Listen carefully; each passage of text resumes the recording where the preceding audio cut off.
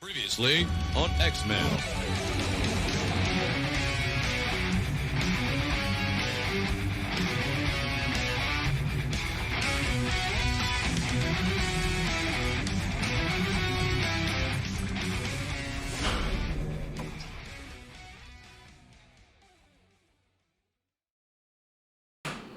Coming to you live from the Tatooine, it's the Movie Change Up Podcast Disney Plus Weekly Review, and I just noticed the video is a little off kilter. We're just going to stay with it this week.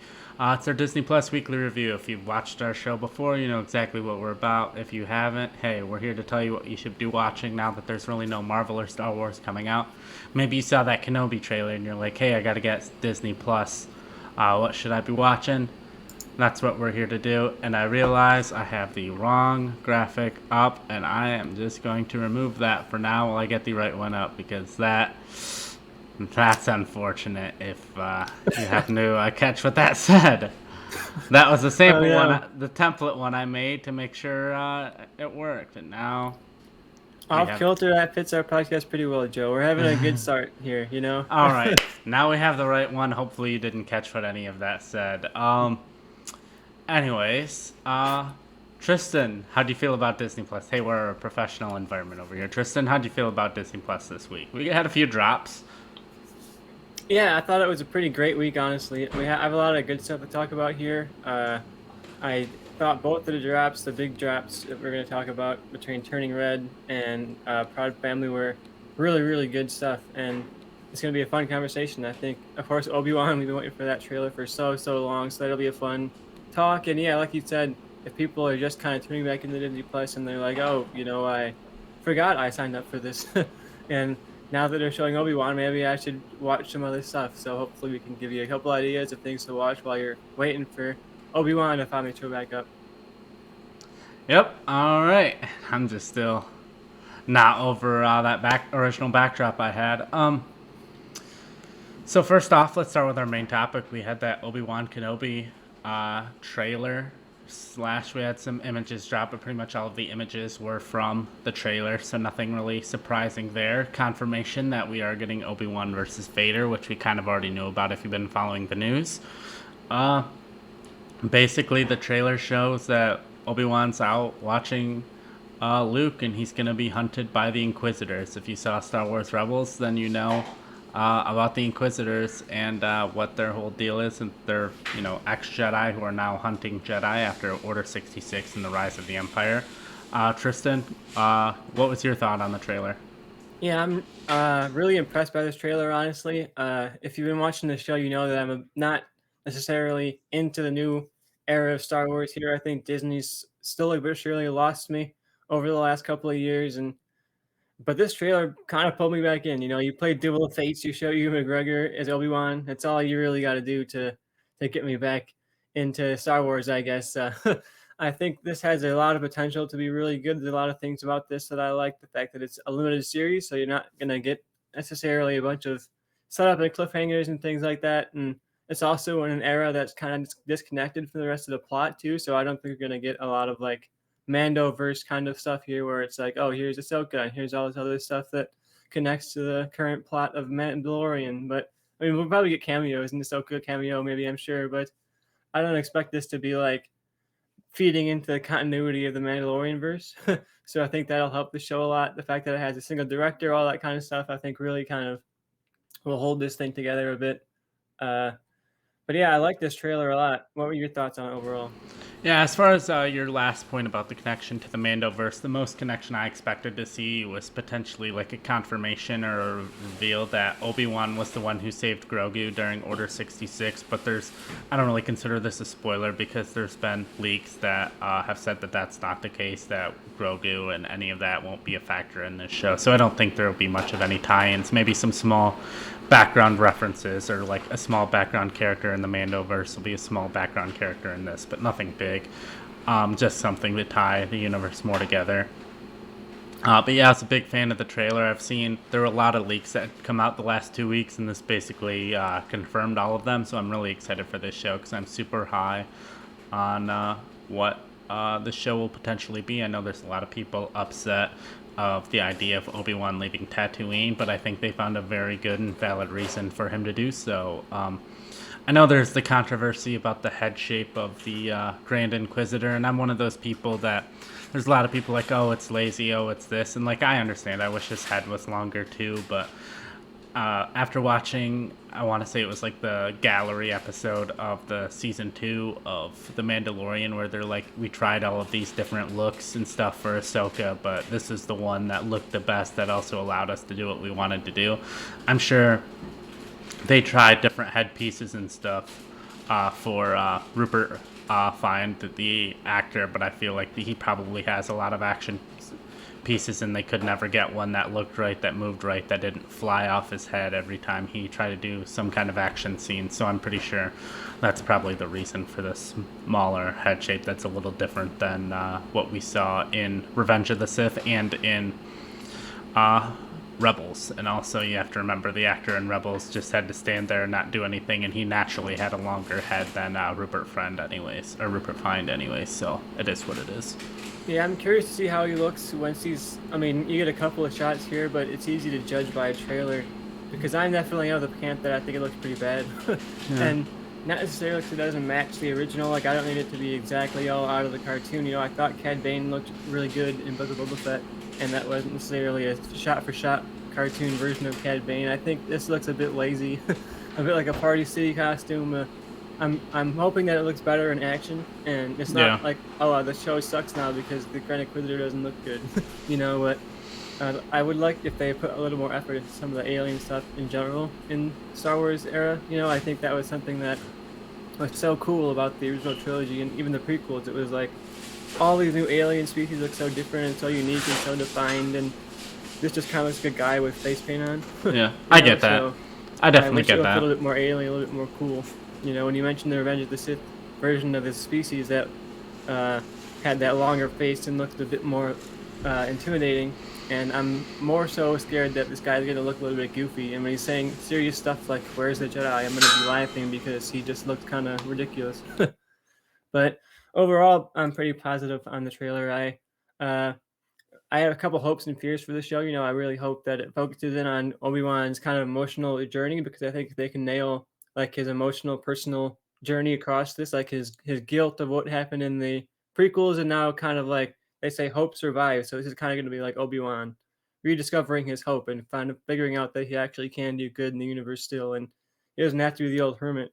You know, I think that's probably going to be like his arc here, and if they can nail that individual arc, I think a lot of the stuff like, oh, the Inquisitor doesn't look that good or this and that are gonna fall away, because just you're gonna nail that core emotion. I think that's gonna work for a lot of people, especially because, you know, it's Ewan McGregor, Obi-Wan. That's probably like the most popular character in Star Wars, I'd say. Like, at least among the fans. If you do fan polls, almost all of them have Obi-Wan, at least in the top like 3 characters. So even though there's a lot of pressure, I think, on them to do it right, I think it's also a bit of a pass, because you show Ewan McGregor doing cool stuff to Obi-Wan. You show him, you know, having some cool lines, a couple good monologues here and there, and I feel like it'd be easy to overlook stuff that you might not like about individual characters or individual like plot points. You know, why is he leaving Tatooine? Why does he not look so old? You know, that's the kind of stuff that I think is not going to matter once you're actually watching the show.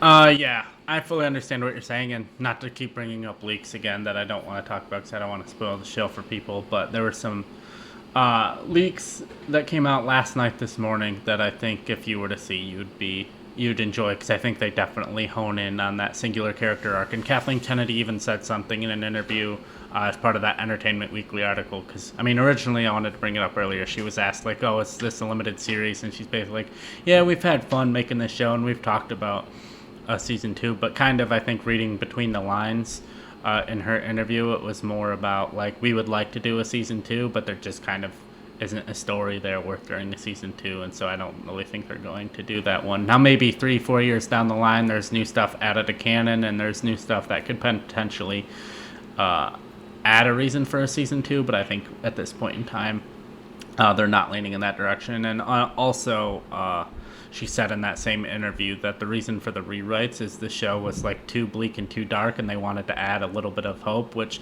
some people were against, but I think that's ultimately what Star Wars is about. Like, I mean, it wasn't named that at the time, but the first, Star Wars movie released is literally called A New Hope, and I think maybe leaning more towards like Luke being the future of the galaxy and the future leader of the galaxy is kind of what they wanted to add a little bit more of, and not make it so bleak and be like there's a purpose for why Obi-Wan's here. And I think if it's too bleak and too dark and there is no hope, you're kind of left with like, why is Obi-Wan even here at the end of this series? So I think you kind of need hope for Luke and hope for the Jedi as like, this is the reason Obi-Wan's staying here is because he has hope. Yeah, I think that's a good point, and having that balance is going to be what makes this series work. I think you have to have that darkness and that hopelessness that he has at the beginning of the arc here, because you want to get that sense that he's been in this Tatooine hole for like years and years at this point. He's kind of lost it, and he has that line of like, the fight's over, we lost, and I think that's going to be his mental state here. Like, he's kind of lost his hope and his drive and his goal, and some way across this story, I'm sure through Luke directly, the New Hope, he's going to have that hope restored. So I think that's an arc that works, and Joe's giving me some hints. He knows more than I do. I kind of try to avoid Star Wars leaks, but yeah, I'm looking forward to it, and I wonder what we'll see. Are we going to see Maul show up? They're going to have to do a little bit of a continuity shuffle to if they were to make that work. I wouldn't. They could figure that out. The only if they were like, this is an 8-episode series and there was a like, not a leak or a rumor, but like a story idea that essentially I can't remember how it played out, but it was essentially, it would be like a side quest of Vader and an episode of, we see Obi-Wan take out some like Crimson Dawn underlings essentially, and that kind of rises up to Maul and basically alerts Vader to Maul's presence, because Maul has to like come out and do stuff, and basically Vader takes out Maul, or like fights Maul and decimates Crimson Dawn, and kind of and that kind of leads to Maul, where we see him in Rebels. And so it wouldn't really be like Maul versus Kenobi, it would basically be Maul versus Vader. But again, like in a 6-episode limited series, I don't need to see a Vader side quest. It would just be like the Mandalorian episode of Boba Fett all over again. Yeah, I'm really curious how much connective tissue is going to be there, because, yeah, like I said, it's not necessarily where their Mando story is taking place, so who are they going to have show up here? And I'm looking forward to watching it. I don't want to go on too much about that, but yeah, I really looking forward to it. Do you think, my one last question for you, Joe, do we see the Inquisitors fly with their lightsabers, like helicopter blades? I'm going to say no. Maybe there's something where they do like, not super high up, but maybe there's something where like they're on like a planet or like the ground, and there's like a ship landing or taping off, and they kind of do like maybe like a 5-foot jump with their lightsabers instead of like flying off like a helicopter with it. I'd be happy with that. That was one of those things where I was like, this is so dumb that I love it. Yeah. And seeing it in live action would be even more dumb. It barely so worked. All in. It barely worked in animation. I don't even know if it did, and there's no way that works in live action. So I'd be fine if they just ignored it and it never happened. And maybe because this takes place before Rebels, there's like a final scene where one of the Inquisitors is like working on their lightsaber, and they figure out how to do that, but we don't actually see it. I would like that, and I will say last point is like, this is a great point if you haven't yet to binge watch Clone Wars, especially Clone Wars, because I think that's going to be like the completion of, I think this will be like the completion of Obi-Wan's arc, and Clone Wars is a big, huge part of that arc, and I imagine there's going to be some Clone Wars-esque flashback scenes possibly. You're going to have a lot of kind of connective tissue to that whole storyline, so if you haven't gotten a chance to binge through Clone Wars, I definitely think that's the one worth watching before this. Of course, you have connective stuff to Rebels, so like the Inquisitors are introduced there and that kind of stuff, but I definitely recommend watching Clone Wars before this, at least some of the Obi-Wan episodes, because that's going to be, I think, really, really important to adding to your emotional depth, your emotional kind of investment into Obi-Wan as a character, because for me, that series is what really kind of turned me into a huge fan of this era and this character, so if you haven't seen it yet, now's the chance. It's all on Disney Plus. You can binge it before the show comes out. Yeah. All right. Any final words on Obi-Wan Kenobi? We better see Jar Jar. That's all I need. No Jar Jar, it's a 0. You're a 0 out of 10. What if that's... Well, they just bring back Ahmed Best. I was going to say, what if that's Kumail's character? All right, I'm ready to move on to the next topic, and that is the Proud Family Louder and Prouder Season 1, Episode 4. I was a little curious because I know in a lot of the original run of the series, they had like topical and like political episodes that definitely dealt with themes. It wasn't just like crazy over the topness, and I was wondering, especially being on Disney Plus, if we were going to get any episodes like that, and it came just in time for me to, if this was another goofy episode, I was about to ask, like, are we going to get true, like that Proud Family, almost like a special episode type thing? And we did with this episode, because kind of like the rival-ish characters of Penny and her group of friends, the neighborhood kind of figures out that they have two dads, and it's everyone dealing with that. And obviously in typical Proud Family fashion, Penny Proud is the one who's like the most like liberal or the most progressive, and she's the one that kind of has to turn the neighborhood or turn her family or turn whoever it is to like her point of view.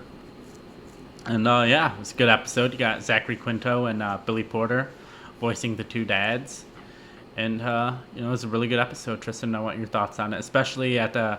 I mean, I know we talked beforehand you were going to have a rant at the end of the episode, but this episode came at a very interesting time with a lot of news coming out about Disney and kind of their beliefs and practices as far as their representation of the LGBTQ plus community. So, yeah, I thought it was a painful irony to watch this episode this week, and I was like, oh man, they could not have planned that, But we'll talk about that later. For now, I want to sing the praises of this episode. I thought this was a really good episode. You mentioned the last series did a lot of political commentary and social commentary. Is this show going to do it too? And this one definitely proved that they're unafraid to directly address not just one, but like several hot-button political issues, and able to weave them all together into actually making it like character-focused arcs. I was really impressed by this, and I thought it was great that they were able to give their characters like flaws that they had to get over too. Like, Oscar's clearly uncomfortable with the fact that he has gay neighbors. That doesn't make him a bad guy, but he has this kind of like one personality flaw that he has to kind of get over the episode. And Penny is well-intentioned and wants to help, but she kind of in her own actions hurts people because she's not necessarily aware of what she's doing and how that might affect people. There's a scene where she kind of tries to make a joke and laugh off the bullying that's going on, and the kid says, "Look, you're making jokes about what I'm going through. It doesn't help," And she doesn't intend to make jokes and hurt people, but she does. And I thought that was a really good touch to the episode, that they weren't afraid to make their characters have flaws in the situation. It wasn't like, oh, they're suddenly perfect and had the great views. And Oscar sat down and had a heart-to-heart where he told her everything about gay people, and like that's what a war sitcom would do, where like she sit down with her dad, and her dad would be like, well, there were these people who were called gay, and they would have this like heart-to-heart conversation about it. And I like the fact that they had those flaws, and that was really funny too. They were able to work in not just that commentary, but like the racial angle too, and that Oscar is kind of conflicted about the fact that like, oh, this guy is like a black man, but also he's a gay man, and that kind of hurts his brain a little bit, because he has this restricted view of what people should be and what they should behave like. And I thought it was really a great episode, and I had a great time watching. I'm glad I watched it because I missed the episode last week, and I almost missed it this week. But I said, you know what, I'm make a point to watch it, and I'm glad I did, because it not only was it a great episode, but I think a timely episode for everything going on in the world and everything going on at Disney. Yeah, I do think it was interesting because I watched it as it was happening. They showed the kiss between the two dads of like they cut like right before they kissed, and then they cut to Oscar's face, and they cut back like right as they pulled away, and I'm like, that was definitely a choice. Some higher up at Disney was like, we can't see their faces actually touch. We have to we have to have like that half a second of separation of like the millimeter apart, cut to Oscar's face, cut back their millimeter apart, but now they're pulling away. Yeah, they had that cut perfectly timed. They were like, oh, right when they get there. We can't show too much. Yeah. All right. Any other thoughts on this episode? What did you think of that ending scene? There's like this crazy final scene where Oscar gets like attacked by like an alien and made of nuclear waste, and he's like pulled into a. I well, was if like, you what watch, the hell? Is well, if this a you, cliffhanger for next week, or is this just like Yeah. a random yeah. singer? Next week's episode is titled Snackland, so it's a cliffhanger ending for next week. And it's typical Proud Family situation. Like, I remember the Proud Family movie. It was like a descendant of George Washington Carver, a guy who just called himself George Washington Carver. I don't know, it's been like 15 years since I watched it. Has turned peanuts into, like, peanuts that you eat into, like, sentient beings. Basically similar to, the whole thing was like a play on Willy Wonka's Chocolate Factory, and similar to, like, the Oompa Loompas. So, like, the fact that there's, like, weird animated alien fish goo monster is not crazy for the Proud Family. I love it, Joe. I love that this show can go from a heartfelt episode about like representation and treating people well, and then all of a sudden he's attacked by an alien.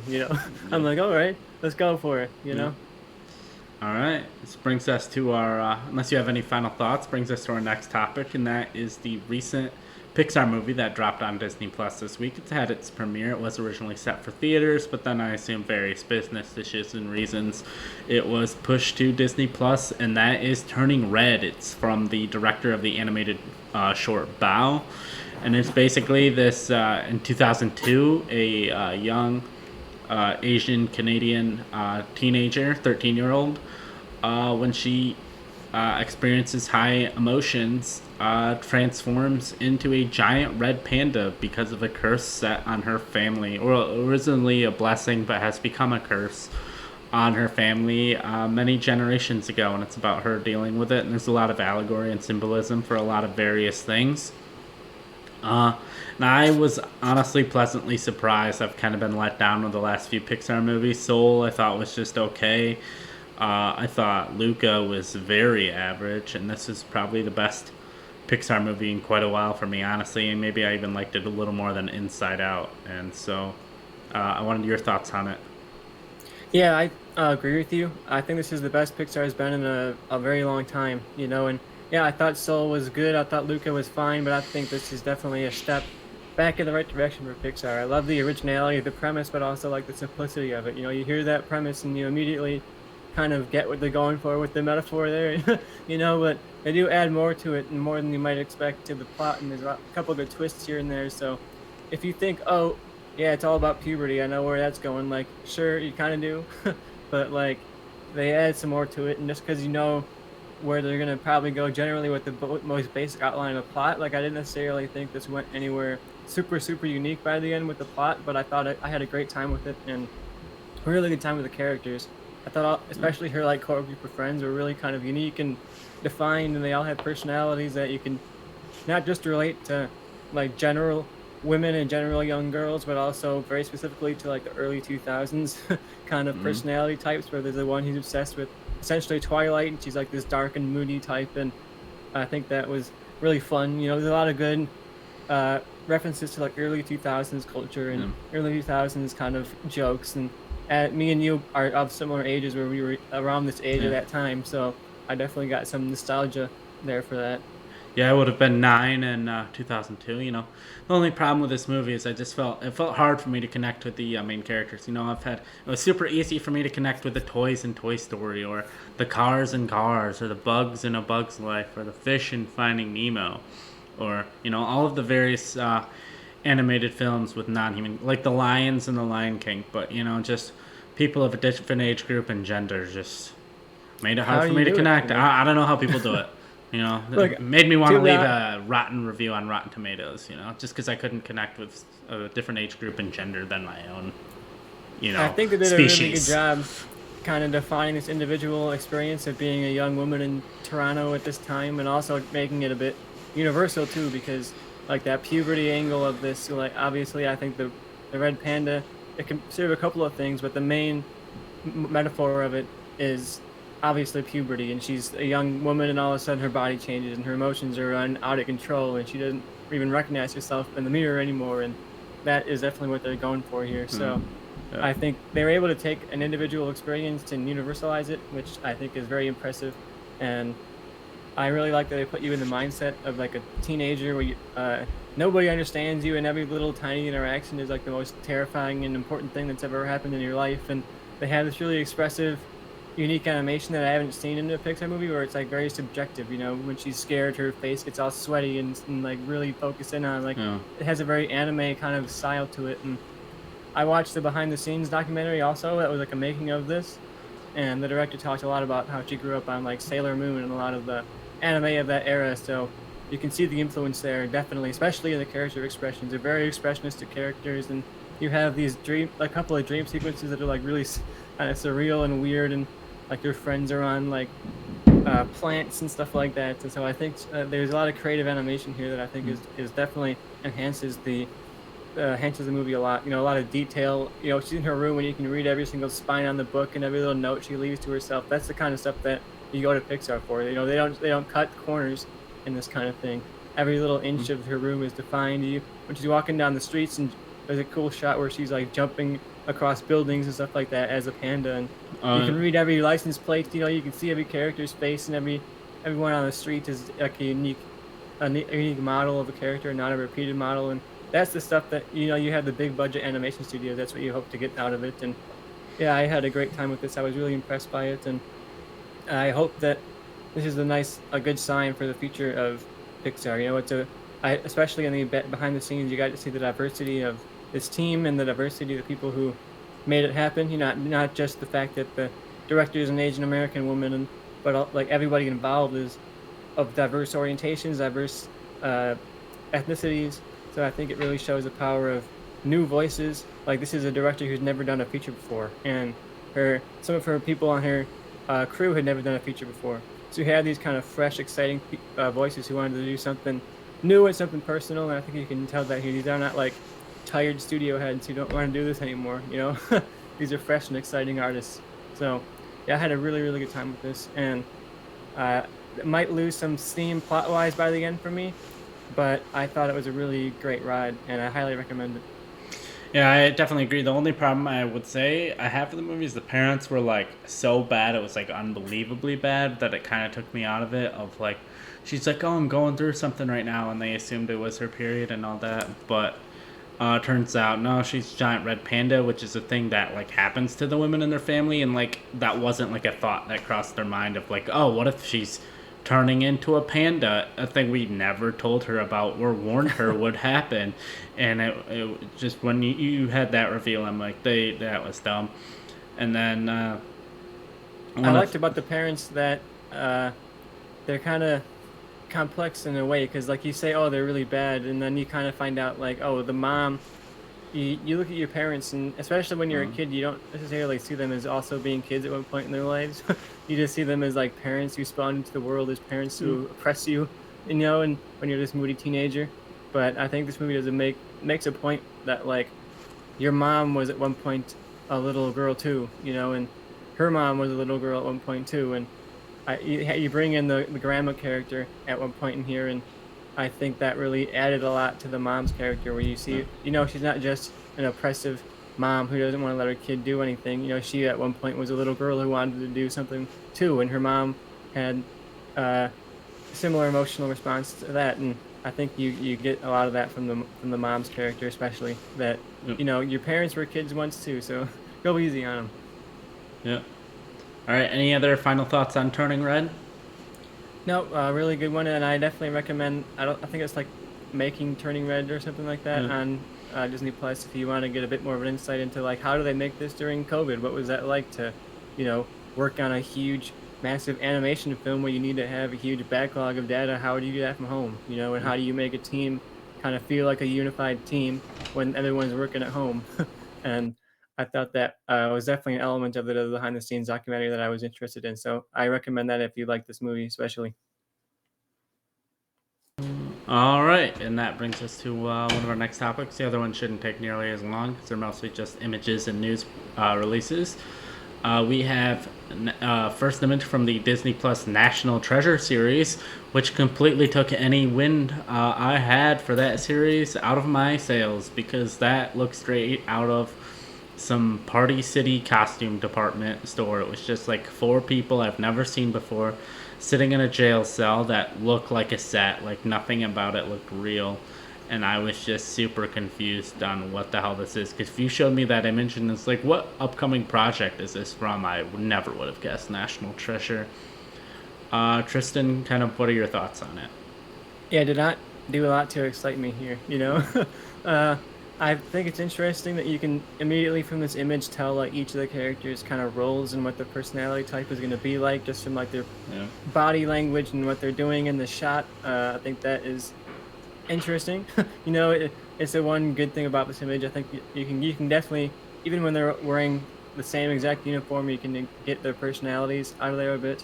So I like that about the image, and I'll give it a shot. But yeah, not a lot of life to this, and the appeal of National Treasure for me is like you get that Nick Cage in there, you get that life, that energy, and it feels like this swashbuckling adventure. I don't get a swashbuckling adventure vibe from this image. I'm still gonna give the show a shot, and I'm looking forward to seeing how they bring the National Treasure kind of adventure tone to this. But yeah, not the most exciting image. You could have given us like something with them holding up a torch, walking through a tunnel, something very National Treasure looking. Yeah, but I would have been 100%. This is not that. 100% down for that. Not them in a jail cell that looks like a Disney Channel set, basically. And maybe this was just a bad image, but if it is, why would you lead with that as like the first kind of, hey, this is our show coming out, unless you're like deep into like Disney Plus news you'd have no idea about. But yeah, that's all I really have to say about that. Which brings us to... What else we got, Joe? Next topic, another image dropped, and that is the first image from the Disney Plus movie Gepetto, which is a live-action retelling of Pinocchio. Just Tom Hanks in a very bad wig and mustache, looking at what looks like someone took like something you'd see on DeviantArt of animated Pinocchio, live-action Pinocchio that looks the exact same, just in live action. And again, it's one of those things. I wasn't exactly high on this Gepetto movie, but we're getting 3 Pinocchio movies this year for some reason, and this one is probably my least anticipated. I don't even know what the other 2 are. I know Guillermo del Toro's doing one, so that's probably my most anticipated. Whatever the other one is, whoever's making it, that's my second most anticipated. Yeah, I thought this was better than the National Treasure image. I think Pinocchio looks interesting. I would have liked a bit more like a wear on him. You mentioned he looks like a spitting image of the cartoon right into live action, and I would have liked him to see a bit more grit, a bit more dirt. And of course, it's only one image. I think that was probably like he had just been made, and he's probably not even like imbued with like life yet or anything. I think he's just so like I'm fine with him being clean. Now, if we see like a trailer or something, and Gepetto's scolding him in that scene, and not just like looking at him for like going out and being bad, and he's still pristine clean, then I'll be 100% with you. But I think he had like just been made. Yeah, but I think he looks pretty good, and Tom Hanks, how do you not like Tom Hanks? He'll be a nice, charming presence in the movie, and I'm looking forward to this one. I like Pinocchio a lot, one of my favorite Disney movies, so I'm looking forward to this remake, I guess. I don't think there's a single Disney live-action remake that I've been like over the moon happy about, so this probably won't be the first one, but I think it'll be a solid one, and one to watch, I guess. And yeah, I'm curious about a trailer. Like you said, once we see a trailer, I think we'll get a better idea of what this looks like and what the feel of it is, and how it's going to stand out from the other 2 Pinocchio movies coming out this year. Because we got a lot of Pinocchio for some reason. Some random chance they all came out in the same year, and it's like Del Toro has this passion project he's worked on for a really long time, and I hope it doesn't get overshadowed by like this. I don't want to insult the movie before it came out, but it's like I don't expect this to be like a groundbreaking take on Pinocchio, So I hope that this doesn't overshadow the actual potentially interesting takes we might get this year. All right, and that brings us to our next one, because I agree with everything you just said. Not an image, but a little news release that Adam F. Goldberg, who is most notably known for The Goldbergs on ABC, a long-running family sitcom that I enjoyed the first couple seasons until I realized that every episode had one of 4 plots, and I just kind of was like, I get it. I've seen every episode now. You show me an episode that they made since I stopped watching, and I've seen that episode because they have 4 plots on that show. All good. Just it makes it hard to binge. Anyways, back to the main point. He is doing a series set around Electric Mayhem, the band from the Muppets, and honestly, I'm more intrigued than I thought I'd be. It sounds like it could be fun. Sounds like it could be cool.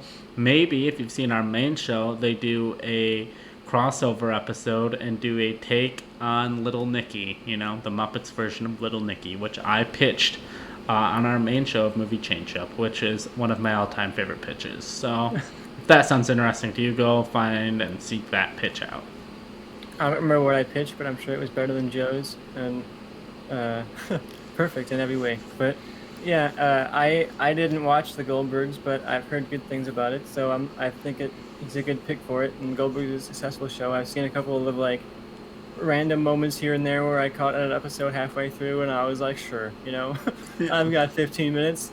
But yeah, I'm looking forward to it. I don't have a lot of memories with the Muppets, but I've seen a handful of them, especially now that it's on Disney Plus. I've been randomly having a Muppets craze once in a while where I'm like, you know what, I should watch something from the Muppets. That's random pop culture hole that I have. So yeah, this is another chance for Disney to do some Muppet stuff. And I know people have been kind of questioning what Disney's doing with the Muppets, and some people are happy about it, some people are really not happy about the direction Disney's taken the Muppet franchise, and I have no attachment. So I like their Haunted Mansion Muppets a lot, so if that's as good as if this is as good as that was, then I'll be all in on it. And I think the fact that they have a successful showrunner behind it is going to enhance the show a lot, and I'm looking forward to seeing more from it. And we could get a trailer or something out of it, and then we're like, well, that's terrible. But as of right now, I'm going into it pretty optimistic. Yeah. I fully agree. Small pieces of news have dropped in the last week. We get Michael Giacchino, who, composed music for The Batman and Pixar's Up and a million other projects, is actually directing the Werewolf by Night special for Disney Plus. That news broke on our podcast a few weeks ago, so glad to have that be official. Glad to have that official, and that's kind of it as far as news breaks. And that, we got X-Men 97 coming out in a while. It's coming out eventually. And so Super Brother doesn't coming out, I think, next week. And of course, all the Marvel stuff is dropping on Netflix in a few days. So you're going to have a crowded week, especially if you haven't seen that Marvel Netflix stuff. You have a whole lot of stuff to binge. Oh, yeah. And to my point, we've been covering X-Men lately. And so that brings us to X-Men The Last Stand. Tristan and I didn't talk about it. Don't even know if he watched it this week. He probably forgot. So, X-Men The Last Stand. Not really worth talking about. It's bottom 2 X-Men movie, if not the worst one. I've never actually seen Dark Phoenix. So surprisingly, the 2 worst X-Men movies cover the Dark Phoenix saga, and that's kind of what this is. A movie that should honestly span 2 or 3 movies, gets crammed into one movie every time, and it's always bad, and it's always horrible, and it's always garbage. There's no redeeming moment in this movie. I have no reason to tell anyone to watch X-Men The Last Stand, other than if they're a completionist and just want to watch all of the X-Men movies. Tristan, what's your take on X-Men The Last Stand? I don't think it's as bad as you make it out to be. I think, especially when you compare it to some of the other X-Men entries, like this is not X-Men Origins Wolverine, this is not Dark Phoenix. I think this is better than Apocalypse, and it's a solid, not great, but alright finale to the trilogy, and I think it's a very big mess. Like you said, they try and do the Dark Phoenix saga, but they also try and do 100 other storylines. They throw in the fact that there's a mutant cure, which is a storyline they've used in the comics and in the animated show, and that should be enough for the whole movie. That's enough of a story to do the whole movie out of, and then they try and throw in Dark Phoenix also on top of that, which is one of the biggest storylines ever in X-Men history. If you know any X-Men storylines from the comics, Days of Future Past, and you probably know Dark Phoenix. So I think it was a mistake to do that and also do the cured storyline and also try and make it a finale to the trilogy and also try and pay off Logan's origin story and throw it all into one movie at the same time. And there's a lot of mistakes and messiness here. They kill off Cyclops right at the beginning because they were oh, you're in Superman Returns, so we got to kill you off. We can't have any of that crossover going on. And I think that definitely hurt the movie, and I think it feels very jumbled and tonally confused. You get the "I'm the Juggernaut, bitch," so I guess it's worth it for that. Oh yeah, that's a great But scene. All because of what, a YouTube meme or something where that came from. yeah, Yeah, they made the that's meme a reality. I guess you yeah. get that in there. Yeah. All right. Much else to say about this craptastic movie? Not much else to say. No. All right. Yeah. So like Tristan said, we got Cheaper by the Dozen coming out next week.